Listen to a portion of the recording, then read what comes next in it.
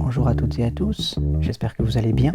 Dans la dernière vidéo, nous avons vu comment, sur le plan technique, VoiceOver recevait les informations d'un site web ou d'une application lorsqu'il faisait le focus, comment il demandait à l'API d'accessibilité d'accéder aux informations. Dans cette vidéo, nous allons essayer de voir le volet de l'émission du message, si vous voulez, maintenant. Une fois qu'il a reçu les informations, comment les transmet-il à la personne qui utilise le lecteur d'écran. Voilà, bah écoutez, je vous propose qu'on voit ces petites étapes juste après le générique. Bienvenue sur Vigie, la chaîne où l'on tâtonne pour voir plus loin qu'avec les yeux. Si le contenu vous plaît, abonnez-vous et partagez-le. Bonne écoute. Alors, donc, maintenant que VoiceOver a son focus quelque Touchez part, une fois pour sélectionner un élément. Voilà, par exemple ici, qu'est-ce qui se passe? Donc VoiceOver récupère, en interrogeant l'API d'accessibilité, VoiceOver récupère les attributs de l'élément, comme on a vu un petit peu par rapport à l'architecture dans la vidéo précédente. Il récupère également donc le texte brut de l'élément en question, avec voilà, éventuellement des attributs en plus, si c'est un bouton ou quoi. Ensuite, si vous voulez, il y a une première contextualisation qui est faite. Par exemple, est-ce qu'il y a des symboles? Est-ce que ce sont des chiffres? Est-ce que c'est un texte en langue française ou non? Il y a une première mise en contexte du texte qu'il reçoit. Après, il y a le découpage, un premier découpage qui se fait, ce qu'on appelle l'étape de tokenisation. Donc là, s'agissant de toute l'interprétation, un petit peu, c'est vraiment une étape clé dans le processus d'interprétation, puisque VoiceOver va découper chaque élément, par exemple en mots ou en groupe de mots, ça peut dépendre, avec par exemple, s'il y a une abréviation, par exemple SVP, VoiceOver va se dire qu'il va l'interpréter en tant que s'il vous plaît. Si vous avez une date qui est par exemple 01/01/24, VoiceOver va interpréter ça comme le 1er janvier 2024. Il va y avoir toute cette étape d'interprétation dans cette étape de découpage du texte et de découpage et interprétation linguistique. Après, donc, l'étape suivante, ça va être la phonétisation.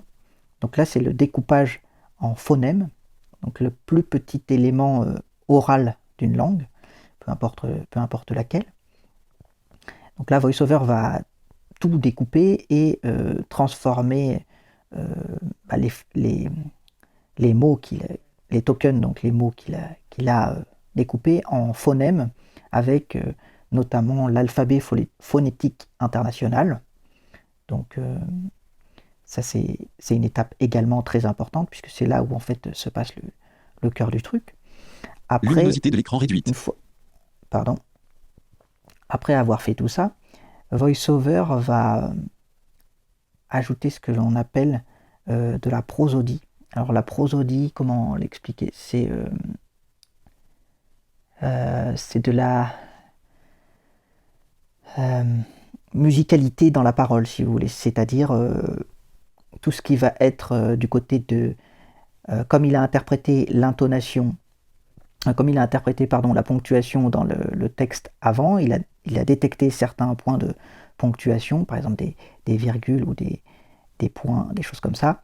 Là, VoiceOver va faire en sorte de leur ajouter du corps, de la substance, c'est-à-dire mettre des pauses après une virgule, mettre de l'emphase sur certains mots, bien que certaines voix soient robotiques, mais essayer au maximum de donner de la profondeur à l'échantillon phonétique qu'il a, si vous voulez,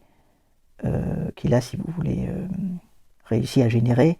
Il va améliorer cet échantillon pour qu'il soit plus humain en quelque sorte. Même si c'est pas encore parfait, mais c'est ici que ça se passe avec l'ajout de la ponctuation et de certaines accentuations sur certains mots, et aussi également sur la prononciation de certains mots. Par exemple, le mot email, pour ne pas qu'il soit prononcé comme émail. Voilà, c'est dans ces étapes que tout se joue.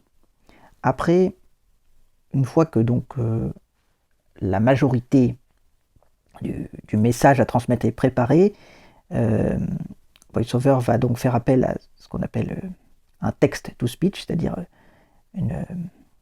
un logiciel, si on peut dire comme ça, qui va donc transformer le texte reçu en alphabet phonétique avec les indications de prosodie en paroles. Donc là, ça dépend des synthèses vocales. Il y a plusieurs synthèses vocales. De ce que j'ai pu compiler comme source, il y a les synthèses vocales concaténatives. Donc là, ce sont des personnes qui lisent des milliers d'extraits courts, de mots, de phonèmes, etc., qui sont assemblés ensemble, donc qui sont assez réalistes, mais qui peuvent être un petit peu désarçonnés face à des mots qu'ils n'ont pas l'habitude de prononcer, par exemple. Il y a les synthèses vocales paramétriques. Alors là, ce sont des modèles mathématiques qui assemblent derrière les phonèmes pour recréer des voix, des sonorités humaines. Donc là, c'est intéressant pour des mots notamment qui peuvent être très peu prononcés, ou par exemple si vous mettez plein de par exemple plein de voyelles, ou si vous mettez plein de voyelles dans un mot, par exemple parce que vous voulez accentuer ce mot, là une synthèse paramétrique se débrouillera probablement mieux qu'une synthèse concaténative, puisqu'elle aura une synthèse concaténative n'aura pas enregistré ce mot-là, alors qu'une synthèse paramétrique pourra, si vous voulez, mathématiquement reproduire un son qui parfois laisse à désirer, mais qui parfois est assez impressionnant. Et dernièrement, donc il y a les synthèses de type neural. Donc ça, c'est en gros de plus en plus avec l'intelligence artificielle. Là, ce sont de plus en plus de data, de données qui sont compilées. Et donc, il y a ce qu'on appelle du deep learning pour qu'ensuite l'intelligence artificielle apprenne en temps réel, en fonction des données qui lui sont fournies, à faire de nouvelles intonations, etc. Et donc, ça a un caractère beaucoup plus dynamique. Voilà un petit peu pour cette parenthèse sur différents types de synthèse vocale. Donc, une fois que cet ensemble phonétique est passé avec la prosodie et la synthèse vocale, si vous voulez, il reste une dernière étape qui est l'ajustement des paramètres personnalisés que l'utilisateur ou l'utilisatrice a mis sur son téléphone. Par exemple, il y a des gens qui utilisent un débit de parole rapide, différentes voix, différents niveaux de volume, par exemple. Et donc, c'est dans ces dernières étapes, avant la mise en production, si vous voulez, avant que le haut-parleur ne soit utilisé pour énoncer le texte, il y a cette dernière étape de personnalisation selon les réglages, avec le débit vocal, l'intensité de parole, et les choses comme ça. Voilà, et ensuite, donc, il y a l'énonciation. VoiceOver énonce les éléments à l'écran. Voilà, par exemple, comme ça. Donc, vous voyez, entre la vidéo d'hier et celle-ci d'aujourd'hui, il y a énormément, même si j'ai sûrement fait des approximations dans certains cas, il y a énormément d'éléments qui sont sollicités. Quand vous mettez le focus quelque part, quand vous faites une navigation avec VoiceOver, il y a tout un tas de choses qui se mettent en mouvement, pour finalement que l'on ait l'expérience la plus fluide possible. Et c'est finalement très rapide parce que VoiceOver, ou d'autres lecteurs d'écran d'ailleurs, mais VoiceOver ici en particulier, en l'espèce, je veux dire, c'est très très très réactif, quoi. Vous Touchez avez une juste fois à pour cliquer, sélectionner un élément. et hop, ça vous lit directement. Donc c'est quand même fascinant la vitesse avec laquelle les choses se passent et les choses se font. Voilà, écoutez, c'est à peu près tout pour l'émission du message. Il y aura peut-être quelques approximations, mais j'ai essayé d'être assez complet sur la façon dont le message se construit et se développe, s'interprète avant qu'il soit énoncé sur vos haut-parleurs. J'espère que cette vidéo vous a plu. Puis si elle vous a plu, n'hésitez pas à lui mettre un petit like, ça fait très plaisir.